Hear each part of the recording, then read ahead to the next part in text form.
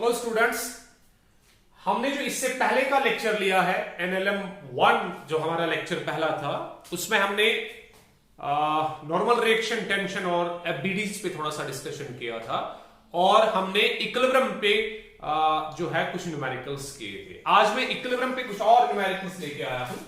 हमारा पहला न्यूमेरिकल है ये न्यूटन्स फर्स्ट लॉ पे न्यूमेरिकल्स हमारे हैं जिसमें हम इक्विलिब्रियम की बात करते हैं। What are the tensions in the string in the following arrangement? हम एक अरेंजमेंट बनाएंगे, हमें टेंशंस निकालने हैं। If the mass 5 kg is in equilibrium और मास 5 kg को हम इक्विलिब्रियम में मानेंगे। अरेंजमेंट हमारे पास ऐसे है, ये हमारे पास एक सपोर्ट है कुछ ऐसे, ऊपर की तरफ एक सपोर्ट है और हमने वहां से एक स्ट्रिंग टाई किया है, उसके साथ एक 5 kg मास को बांध के रखा है। ये 5 किलो का मास है, हमने इसको बांध के रखा है। उसके बाद इसको और एक स्ट्रिंग से इधर बांध के रखा है। तो हमारे पास दो स्ट्रिंग सिस्टम है, ये एक सपोर्ट है, ये दूसरा सपोर्ट है और ये 5 kg का मास यहां पे है। दिस इज 5 किलोग्राम मास के। और हमें बताया गया दैट ये जो एंगल यहां पे बनता है, ये एंगल फॉर एग्जांपल 37 डिग्रीज है। हमें बताना है इस पे टेंशन कितना होगा और इस पे टेंशन कितना होगा। तो हम जानते हैं दैट इस पे जो टेंशन होगा वो अलग होगा और इस पे जो टेंशन होगा वो अलग होगा, क्योंकि अलग अलग स्प्रिंग है। तो यहां पे हम टेंशन ड्रॉ करेंगे आउटवर्ड बॉडी से, तो T1 इसको नाम देंगे, फॉर एग्जांपल ये T1 टेंशन है। यहां पे ड्रॉ करेंगे तो ये T2 टेंशन होगा, फॉर एग्जांपल ये टेंशन T2 है, ठीक है ना। तो हमें इस T1 की वैल्यू चाहिए और T2 की वैल्यू चाहिए, तो हम इसका FBD बनाएंगे। FBD के लिए हम यहां पे देखेंगे, FBD के लिए एक टेंशन इधर से होगा, एक टेंशन हम यहां से ड्रॉ करेंगे, ये टेंशन T1 है जो हमने ड्रॉ किया, और उसके बाद नीचे की तरफ इसका ग्रेविटेशनल फोर्स एक्सर्ट होगा। तो नीचे की तरफ हम ग्रेविटी को ड्रॉ कर रहे हैं, ये ग्रेविटी है नीचे की तरफ mg, mass into acceleration due to gravity. तो ये हमारे पास mg है नीचे की तरफ, ये m मल्टीप्लाइड बाई g है, mg नीचे की तरफ है। उसके बाद ये वाला टेंशन हम ड्रॉ करेंगे, तो ये टेंशन हमने ड्रॉ किया, ये T2 टेंशन हमने ड्रॉ किया कुछ ऐसे। तो ये टेंशन T2 है और हमें बताया गया है कि दैट यहां पे ये एंगल 37 डिग्रीज बनाता है। तो ये एंगल 37 डिग्रीज है, ये वहीं से लिखा गया है। अगर मैं यहां पे एक लाइन को ड्रॉ करूं, इस mg से एक लाइन में ड्रॉ करूं कुछ ऐसे, मैं पहले दिखाता हूं हमने क्या किया। ये वाला जो है ना, ये अलोंग एक्स एक्सिस लाई हो रहा है, ये अलोंग वाई एक्सिस लाई हो रहा है, और ये ना तो एक्स एक्सिस पे है और ना ही वाई एक्सिस पे, ये दोनों एक्सिस पे है। तो हम क्या करेंगे, हम इसको भी along X axis and Y axis लाने की कोशिश करेंगे। तो कैसे इसको हम along X axis and Y axis लाने की कोशिश करेंगे, हम यहां पे एक्सिस बनाएंगे। देखो ये हमारे पास एक्स एक्सिस हो गई, ये हमारे पास वाई एक्सिस हो गई कुछ ऐसे, ये वाई एक्सिस है। तो ये वाला tension T1 already x axis पे है, ये mg ऑलरेडी y एक्सिस पे है। हम चाहते हैं कि ये भी अलोंग x और अलोंग y एक्सिस जो है हमारा अलाइन हो जाए। तो हमने क्या देखा, ये वाला एंगल तो 37 डिग्रीज है, तो ये वाला एंगल भी 37 डिग्रीज ही होगा, जिनको हम अल्टरनेट इंटीरियर एंगल्स का नाम देते हैं। इसको मैं अब रब करने वाला हूं, क्योंकि ये मुझे इसीलिए चाहिए था सो दैट मैं यहां पे एंगल 37 डिग्री को रिप्रेजेंट कर सकूं। तो ये हमारे पास T2 टेंशन है। इस T2 टेंशन को मैं अब रिजोल्व करता हूं along this and along this way, यानी कि इसके मैं दो कंपोनेंट्स निकालता हूं, this way and this way. और कंपोनेंट्स का आपको याद होगा, कंपोनेंट्स जो है वो mutually perpendicular to each other होने चाहिए। और यहां से आपको पता होगा, अगर आपने वेक्टर्स पढ़े होंगे, यहां से इस T2 का कॉस कंपोनेंट होगा और यहां से इस T2 का साइन कंपोनेंट होगा। तो यहां से क्या होगा, T2 का cos ऑफ 37 डिग्रीज और यहां से कितना होगा, T2 का साइन ऑफ 37 डिग्रीज कुछ ऐसे। अब ये 5 kg मास उधर से ही बोला गया है that if the mass 5 kg is in equilibrium, इसका मतलब ये है कि इस पे नेट फोर्स 0 के बराबर होना चाहिए। नेट फोर्स 0 होने का मतलब ये है कि अलोंग एक्स एक्सिस भी इस पे सारे फोर्सेस 0 होने चाहिए और अलोंग वाई एक्सिस भी इस पे सारे फोर्सेस 0 होने चाहिए। तो इक्विलिब्रियम में ये कब होगा, जब ये वाला फोर्स और ये वाला फोर्स आपस में बराबर होगा, ये वाला फोर्स और ये वाला फोर्स आपस में बराबर होगा, तब ये 5 kg मास इक्विलिब्रियम में होगा। तो हम लिखेंगे फॉर इक्विलिब्रियम क्या होना चाहिए, ये T2 cos 37 mg के बराबर होना चाहिए, T2 cos 37 mg के बराबर होना चाहिए, और ये T1 T2 sin 37 के बराबर होना चाहिए, और T1 जो है T1 जो है T1 ये T2 sin 37 के बराबर होना चाहिए। अब सवाल है सर sin 37 और cos 37 कहां से लाएंगे, हम वही 3 4 5 ट्रायंगल में से इनको लाएंगे। ये ट्रायंगल आपको याद रखना बहुत जरूरी है। अगर ये एंगल आपने 37 डिफाइन किया है तब ये 3 है, ये 4 है और ये 5 है, ठीक है। अब साइन और कॉस आप आराम से निकाल सकते हो। साइन कितना होता है, perpendicular by hypotenuse, perpendicular by hypotenuse यानी कि 3/5 उसका वैल्यू होगा। कॉस क्या होता है, base by hypotenuse, base by hypotenuse हो गया 4/5। तो हम यहां पे वैल्यूज को पुट करेंगे। T2 अपनी जगह पे रख रहा हूं मैं, कॉस को मैं यूज कर रहा हूं 4/5, तो 4/5 is equal to m into G, m हो गया 5, मास 5 kg है, 5 kg मास है, और g को हम 10 कंसिडर करेंगे। हम यहां पे लिखेंगे take g is equal to 10 metre पर सेकेंड स्क्वायर। तो ये हमारे पास कुछ ऐसे आएगा टेंशन।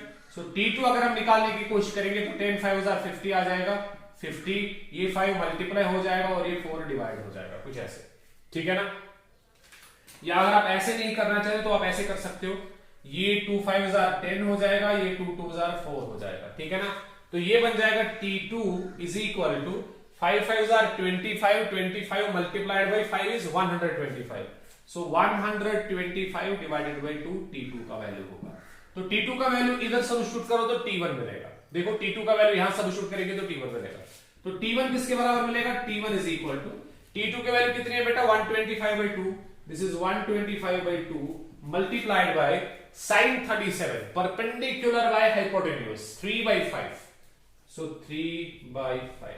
ये देखो ये फिर से बनेगा T1 इज इक्वल टू, ये 5 2 10, 5 5 25, तो ये 25 बनेगा मल्टीप्लाइड बाई 3 डिवाइडेड बाई 2, ठीक है ना। ये हो जाएगा T1 इज इक्वल टू 75/2। ये हमारे पास T1 आ गया और T2 आ गया।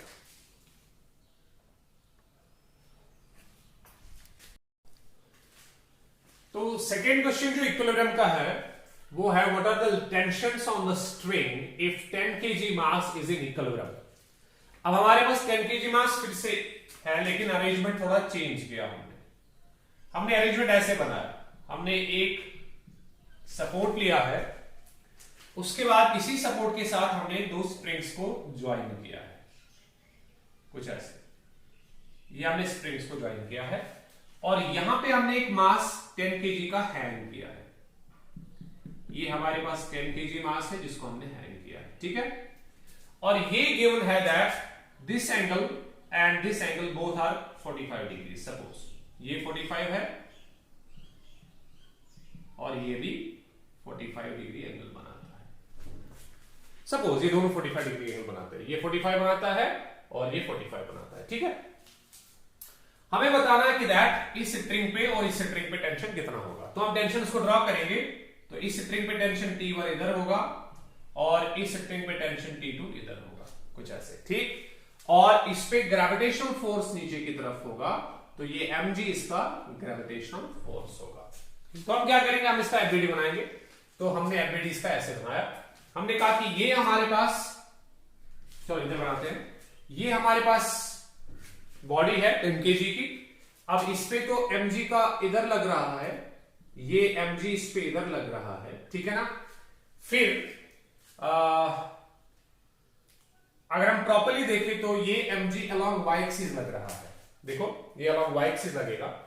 उसके बाद यहां पे और यहां पे T1 और T2 लग रहा है, ये हमने एफबीडी बनाया, लेकिन ये हॉरिजॉन्टल के साथ 45 डिग्री एंगल पे है।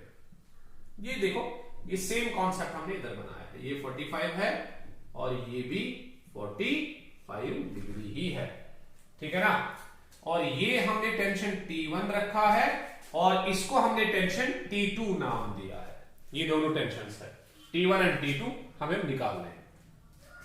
अब देखो इस मामले में भी हम ऐसा ही करेंगे कि हम इस टेंशन T1 के दो कंपोनेंट्स निकालेंगे, एक इधर से और एक इधर से, सो दैट हम इसको इसके साथ मिला सके। इस टेंशन के भी दो कंपोनेंट्स निकालेंगे, एक इधर से दूसरा इधर से, सो दैट हम इसको इसके साथ मिलाएंगे। तो हम रिजोल्यूशन करेंगे, तो यहां से एक कंपोनेंट निकलेगा T1 का, लेकिन कॉस कंपोनेंट, क्योंकि जहां से एंगल सबटेंड होता है तो वहीं से कॉस कंपोनेंट लिया जाता है। तो यहां से क्या होगा, T1 का cos 45 डिग्रीज होगा, और यहां से होगा T1 का sin 45 डिग्रीज, कुछ ऐसा, ठीक है ना। इसी तरह से T2 का यहां से cos होगा, सो T2 का cos 45 डिग्रीज इधर से होगा, और यहां से होगा, इसका भी यहां से होगा T2 sin ऑफ 45 डिग्रीज। अब चूंकि 10 kg मास इक्विलिब्रियम में है, तो अलोंग एक्स एक्सिस सारे फोर्सेस बैलेंस हो जाएंगे और अलोंग वाई एक्सिस भी सारे फोर्सेस बैलेंस हो जाएंगे।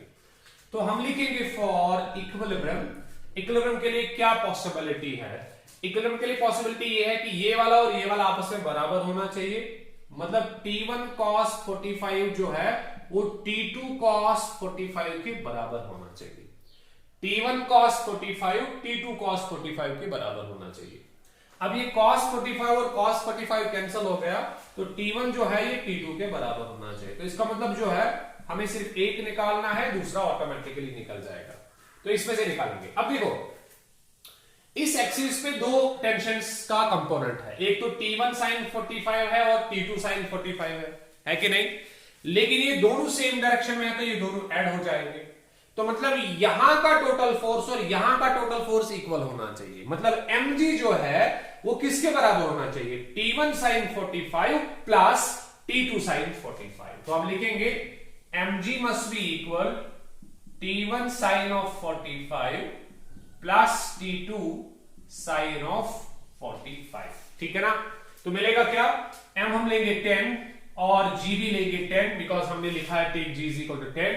तो T1 sin 45 के बदले हम T1 sin 45 ही लिखेंगे, T1 sin 45 हमने लिखा, लेकिन T2 किसके बराबर है, T1 के बराबर, तो हम रिप्लेस करेंगे T1 को T1 से, तो लिखेंगे क्या, T1 sin 45, इसको भी T1 sin 45, ठीक है। तो शायद आपको इधर नहीं दिखेगा, तो मैं इसको इधर लिखूंगा। सो mg हो गया 10 into 10, so 10 multiplied by 10 is equal to, ये हो गया T1 sin 45 प्लस इसको भी मैं T1 लिख रहा हूं और sin 45 लिख रहा हूं। तो ये मैं लिख सकता हूं ऐसे, it's 100 is equal to 100 is equal to दो बार T1 sin 45, ये 2 1s are 2 50s are, so 50 is equal to T1 sin 45 होता है 1/√2। तो इसका मतलब T1 जो है, T1 होगा 50√2 न्यूटन्स, तो T2 भी होगा 50√2 न्यूटन्स। ये हमारे पास कॉन्सेप्ट है।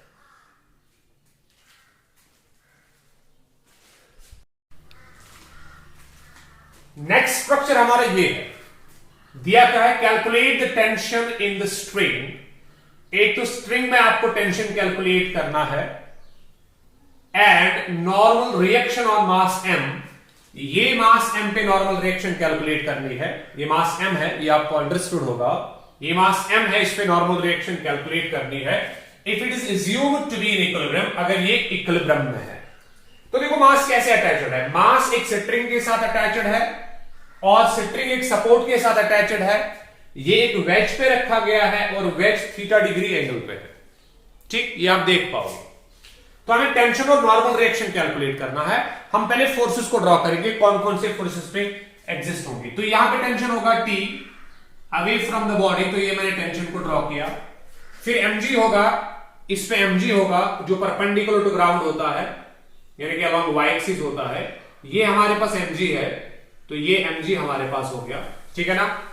उसके बाद नॉर्मल रिएक्शन को भी मैं ड्रॉ करूंगा, तो वो नॉर्मल रिएक्शन ऐसे होगी, नॉर्मल टू द बॉडी, ये डॉटेड लाइन मैंने नॉर्मल रिएक्शन मान के चला हूं, तो ये नॉर्मल रिएक्शन है, ये नॉर्मल रिएक्शन हमारे पास है N, ठीक है ना। तो ये हमारे पास कॉन्सेप्ट है। अब देखो, अब अगर आप प्रॉपरली देखोगे ये नॉर्मल रिएक्शन और ये टेंशन आपस में 90 डिग्री एंगल बनाएंगे, क्योंकि नॉर्मल जो है ये इस पे परपेंडिकुलर है, नॉर्मल इस पे परपेंडिकुलर है, तो ये इस पे भी परपेंडिकुलर होगा, क्योंकि ये दोनों आपस में पैरेलल है। ये ऐसे है, ये ऐसे है, ये नॉर्मल परपेंडिकुलर है इस पे, और ये स्ट्रिंग ऐसे जोड़ा गया है, तो स्ट्रिंग पे भी ये परपेंडिकुलर है। तो इसका मतलब ये है, इसका मतलब ये है कि आप अगर प्रॉपरली देखोगे, आप अगर प्रॉपरली इसको देखोगे, देखो हम क्या करेंगे, तो ये नॉर्मल और ये टेंशन आपस में परपेंडिकुलर टू ईच अदर है, ये दोनों परपेंडिकुलर टू ईच अदर है। हम क्या करेंगे, हम इस mg के दो कंपोनेंट्स निकालेंगे, ठीक है ना, हम mg को रिजॉल्व करेंगे, दो कंपोनेंट्स इसके निकालेंगे। एक कंपोनेंट ऐसा होगा जो P के साथ हम कोशिश करेंगे मिलाने की, और दूसरा कंपोनेंट ऐसा होगा जो N के साथ मिलाने की कोशिश करेंगे। मैं थोड़ा सा इंक्लाइंड प्लेन पे जाता हूं पहले। ये देखो बेटा, हमारे पास ये इंक्लाइंड प्लेन ऐसे है, इस पे हमारे पास बॉडी ऐसे है, देखो बेटा ऐसे बॉडी है, ठीक है ना। मैं mg को रिजॉल्व करना चाहता हूं, तो ये बॉडी यहां पे है और ये इसका mg है, ये इसका mg है। अगर ये थीटा होगा तो ये वाला एंगल भी थीटा होगा। मैं थोड़ा समझाना चाहता हूं आपको, पहले मैंने ऐसा क्यों किया, देखो हमने ऐसा क्यों किया। हम क्या करेंगे, हम इस mg को रिजॉल्व करेंगे ऐसे, मैं रेजोल्यूशन दिखाऊंगा। हम इस mg को ऐसे रिजॉल्व करेंगे, एक कंपोनेंट में ऐसे ड्रॉ करूंगा, कुछ ऐसे, ये मैंने पहला कंपोनेंट ड्रॉ किया mg का। एक कंपोनेंट मैंने ड्रॉ किया opposite to the normal, normal reaction के अपोजिट में मैंने एक कंपोनेंट ड्रॉ किया, ये खुद ही मैंने ड्रॉ किया। क्यों ड्रॉ किया, देखो आप इसको थोड़ी और तरीके से समझ सकते हो। अगर मैं मान के चलूं दैट ये नॉर्मल रिएक्शन, ये नॉर्मल रिएक्शन है, ये टेंशन है, ये नॉर्मल रिएक्शन है और ये टेंशन है। देखो अगर मैं इनको एक्सिस बनाऊं तो जैसे लग रहा है कि जैसे टेंशन जो है अलोंग एक्स एक्सिस लाई कर रहा है, और ये नॉर्मल रिएक्शन जैसे अलोंग वाई एक्सिस लाई कर रहा है। आप देखो, आप देख सकते हो, ये टेंशन जैसे एक्स एक्सिस पे लाई कर रहा है और ये normal reaction along Y axis जैसे लाई कर रहा है। अगर मैं इनको एक्सिस बनाऊं तो मैं चाहता हूं कि ये mgb मैं ड्रॉ करूं ऐसे कि इसका एक कंपोनेंट अलोंग एक्स एक्सिस चला जाए और एक कंपोनेंट अलोंग वाई एक्सिस चला जाए, जैसे मैंने पिछले केसेस में किया था। तो mg कैसे बनाया गया है, mg हमारे पास ऐसे है, तो मैं इसके दो कंपोनेंट्स निकालना चाहता हूं। देखो कैसे, एक कंपोनेंट इधर से, दूसरा कंपोनेंट इधर से।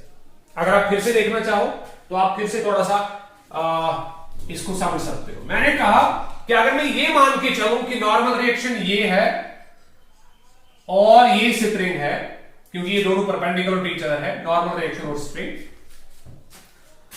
तो अगर मैं इनको एक्सिस ड्रॉ करूं, I suppose that this is x axis, ये एक्स एक्सिस है और ये वाई एक्सिस है, ये वाई एक्सिस है, ठीक है ना। क्योंकि आप बना सकते हो इसको, आप इसको थोड़ा सा टिल्ट करो तो ये ऑटोमेटिकली वाई एक्सिस पे आ जाएगा, ये एक्स एक्सिस पे आ जाएगा। ऐसा कुछ नहीं है, क्योंकि एक्सिस आप तक है, आप कौन से डायरेक्शन में ड्रॉ करना चाहते हो। तो इसको मैंने एक्स एक्सिस माना, इसको मैंने वाई एक्सिस माना, और ये mg है यहां पे। तो मैं इस mg को सॉल्व करना चाहता हूं, कैसे, मैं इसके कंपोनेंट्स लेना चाहता हूं along X axis and along Y axis. इसीलिए मैंने कहा कि मैं एक कंपोनेंट इधर से लूंगा, दूसरा कंपोनेंट इधर से लूंगा, वही मैं इधर कर रहा हूं। देखो मैं एक कंपोनेंट ऐसे लूंगा, ये ऐसे, ये मैंने एक कंपोनेंट लिया, एक कंपोनेंट जहां से नॉर्मल है वहीं से मैंने एक कंपोनेंट लिया, देखो ये एक कंपोनेंट है। दूसरा कंपोनेंट टेंशन की डायरेक्शन में, दूसरा कंपोनेंट ऐसे टेंशन की डायरेक्शन में, टेंशन इधर है तो इधर मैं कंपोनेंट लूंगा। आप इधर भी ड्रॉ कर सकते हो, आप इधर भी ड्रॉ कर सकते हो, आपकी मर्जी है कहां पे ड्रॉ करोगे। ये मैंने दूसरा कंपोनेंट लिया, ये है इधर ऐसे। तो मैंने किसको रिजॉल्व किया सर, आपने mg को रिजॉल्व किया। कितने कंपोनेंट्स में, दो कंपोनेंट्स में, इधर से एक और इधर से एक कंपोनेंट। अब इनमें से एक हॉरिजॉन्टल होगा और एक वर्टिकल होगा, एक कॉस कंपोनेंट होगा और एक साइन कंपोनेंट होगा। वो कैसे देखेंगे, वो देखेंगे कि क्या अगर ये एंगल थीटा है, क्या ये भी थीटा है या ये भी थीटा है। तो जहां पे एंगल डिफाइंड होगा, जहां पे एंगल डिफाइंड होगा वहीं से इसका कॉस कंपोनेंट लेंगे और दूसरा वाला साइन कंपोनेंट लेंगे, ठीक है ना। अब देखो ये आपको आगे भी यूज होगा। अगर ये थीटा है तो ये वाला भी थीटा होगा, ये वाला भी थीटा होगा। ये आपको समझना पड़ेगा। कैसे, जरा देखते हैं, जरा देखता हूं मैं। अगर ये थीटा है तो वो भी थीटा होगा, अगर ये थीटा है तो ये भी थीटा होगा। देखो कैसे, हमारे पास ये स्ट्रक्चर है, ये हमारे पास स्ट्रक्चर है, ठीक है ना, और ये हमने mg ड्रॉ किया इधर, ये एंगल थीटा हमने इधर बनाया, और ये हमने mg का एक कंपोनेंट नॉर्मल रिएक्शन से अपोजिट में ड्रॉ किया। हम ये जानना चाहते हैं कि ये एंगल कितना है, ये एंगल हम जानना चाहते हैं। वो मैं कितना देखूंगा, ये एंगल थीटा है कि नहीं। हम मान के चलेंगे कि ये एंगल x है। देखो बेटा, हम मान के चलेंगे कि ये एंगल x है। अब मुझे x प्रूव करना है कि ये थीटा के बराबर है, ठीक है ना। अब देखो, ये थीटा है, ये 90 है, तो ये वाला 90 माइनस थीटा होगा। बोलो होगा कि नहीं, बोलो होगा कि नहीं 90 माइनस थीटा, क्योंकि सम जो है वो कितना होगा, सम जो है वो 180 डिग्रीज होगा। तो theta plus 90, theta plus 90 plus ये वाला एंगल, तो ये वाला एंगल मैं ऐसे लिखता हूं, ये वाला एंगल टोटल 180 के बराबर होगा, ठीक है ना।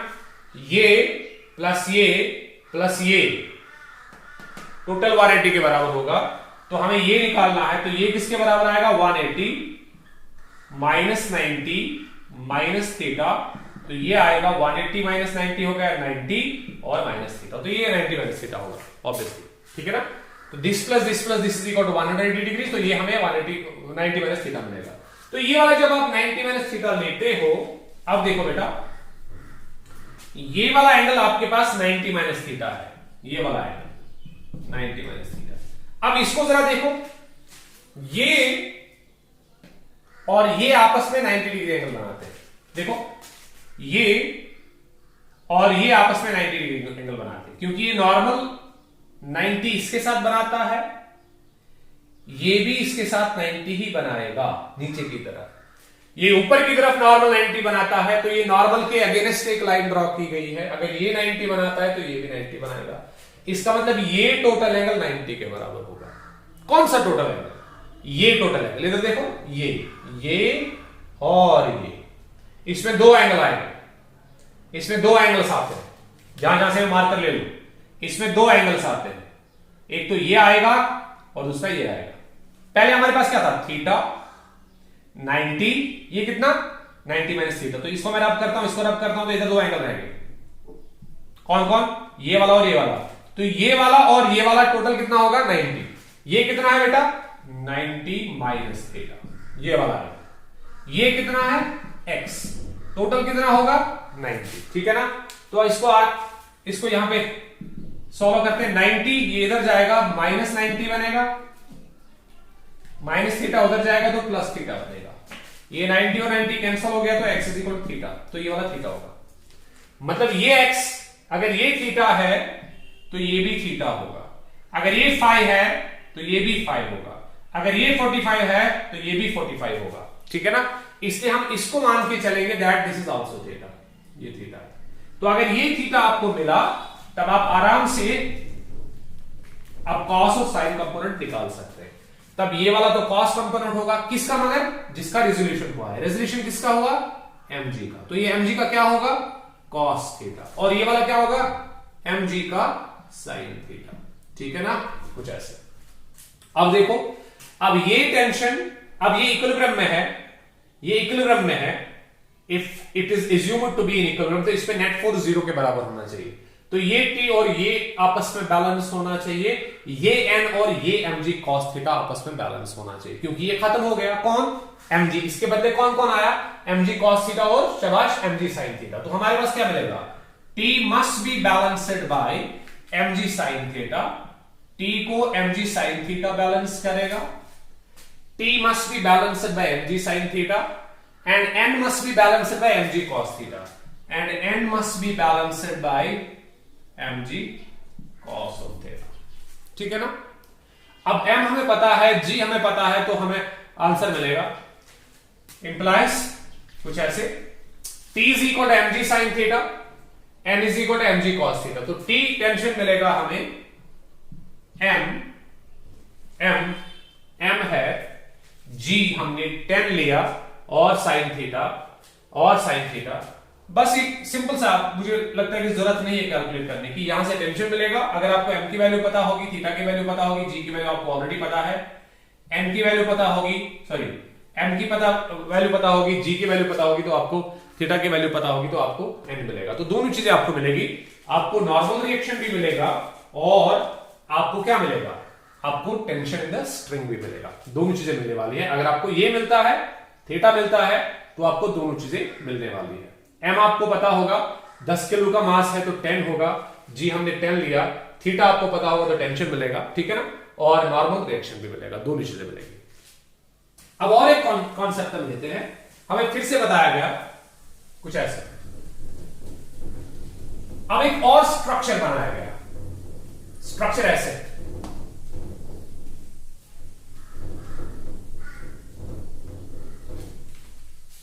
स्ट्रक्चर हमारे पास ऐसे, हमारे पास वेज है,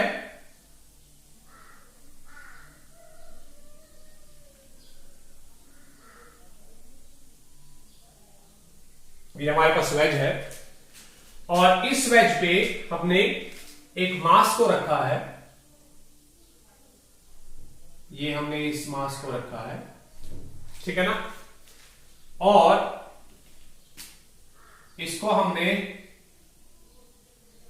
एक पुली के थ्रू पास किया है, जो पुली मासलेस एंड फ्रिक्शनलेस है। मैंने आपको इससे पहले के लेक्चर में बिल्कुल क्लियर किया है कि अगर पुली मासलेस और फ्रिक्शनलेस होगी तब क्या होता है, ठीक है ना, मैं अभी फिर से समझाऊंगा वो। और यहां पे हमने एक और मास को अटैच किया है, ये हमने और एक मास को अटैच किया, ठीक है ना। इसका वैल्यू जो है ये थीटा है, ठीक, इसका हम लेंगे 5 kilogram, 5 kg, so we take it as 5 kg, ठीक है ना, और इसका हम लेंगे 3 kg, इसका हम लेंगे 3 kg। हमें क्या बताया जाता है, हमें बताया जाता है find theta comma n and t, तीन चीजें हमें चाहिए, थीटा एंगल चाहिए, हमें n चाहिए, नॉर्मल रिएक्शन चाहिए, और हमें टेंशन चाहिए। तो नॉर्मल रिएक्शन आपको समझ आया होगा, नॉर्मल रिएक्शन इस पे होगी, क्योंकि ये इसके साथ प्रेस नहीं कर रहा है, तो नॉर्मल रिएक्शन इसके साथ होगी। यहां पे कांटेक्ट है तो यहां पे नॉर्मल रिएक्शन होगी। Find theta n and t if the system, आपको पता होगा इसके बाद में लिखने वाला क्या हो, if the system is in equilibrium, शाबाश, अगर सिस्टम इक्विलिब्रियम है। हम फिर से लिखेंगे take g is equal to 10 metre पर सेकंड स्क्वायर। तो हम टेंशन को ड्रॉ करेंगे और बाकी फोर्स को ड्रॉ करेंगे। देखो इस पे पहले mg नीचे की तरफ होगा, तो ये mg है, इधर मैं लिखूंगा mg के बदले 3 इंटू जी, क्योंकि m 3 है और ग्रेविटी g होगी। इस पे भी ग्रेविटेशन फोर्स एक्ट करेगा, उसको हम लिखेंगे 5 टाइम्स g, ये आपको समझ आ रहा होगा।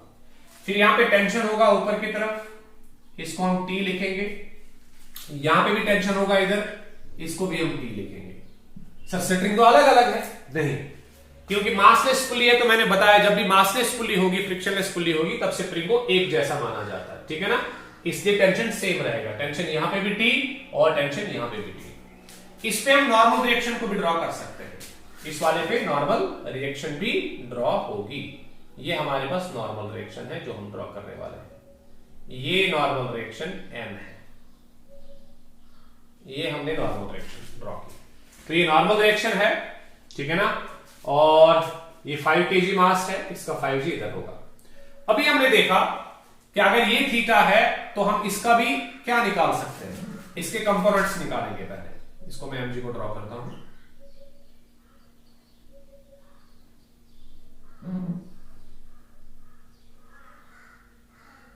ये mg ड्रॉ हुआ है 5g, तो मैं इसके कंपोनेंट्स निकालता हूं। अभी जैसे इससे पहले के क्वेश्चन में हमने कंपोनेंट्स निकाले थे, तो एक कंपोनेंट इधर से जाएगा, ये एक कंपोनेंट इधर जाएगा और दूसरा कंपोनेंट इधर जाएगा, ये दूसरा कंपोनेंट इधर जा रहा है। और आपको पता होगा कि ये थीटा है तो ये भी थीटा होगा, ठीक है ना। तो ये क्या होगा 5g का कॉस, ये 5g का कॉस थीटा होगा और ये 5g का साइन थीटा होगा। ये आपको समझ आया होगा, ठीक है। तो अब बस खत्म हो रहा है। देखो अभी इक्विलिब्रियम में है तो पहले इसका इक्विलिब्रियम लेते हैं। इस पे फ्री बॉडी डायग्राम अगर आप बनाओगे तो दो ही फोर्सेस एक्ट कर रहे हैं, ऊपर की तरफ T, नीचे की तरफ 3g। तो इसका लिखेंगे इक्विलिब्रियम ऑफ 3 kg। 3 kg के इक्विलिब्रियम के लिए क्या होगा, T is equal to 3g। T जो है वो 3g के बराबर होगा। तो टेंशन मिला हम जी, हम जानते हैं जी 10 है, तो T जो है वो 3 मल्टीप्लाइड बाई 10 के बराबर होगा, तो 30 न्यूटन T होगा। तो टेंशन मिला, तो tension in the string is 30 Newton.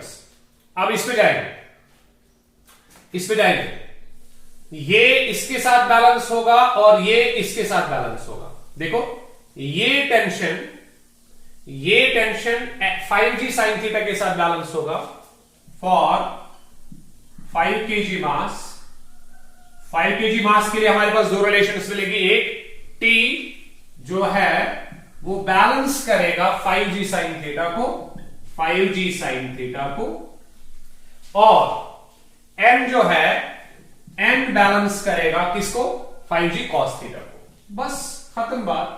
देखो हम थीटा यहां से निकालेंगे क्योंकि T हमें पता है, G हमें पता है, तो थीटा मिलेगा। जब थीटा मिला तो N मिलेगा। देखो ये वाले रिलेशन लेते हैं, इंप्लाइज T के बदले 30, सो 30 इज इक्वल टू 5, ये 5 into G into 10 into sine of theta, sine of theta. तो ये 30 डिवाइडेड बाई 10 5 50 आएगा, is equal to sine of theta. Implies ये 10 3 10 5 3/5, sine theta is equal to 3/5।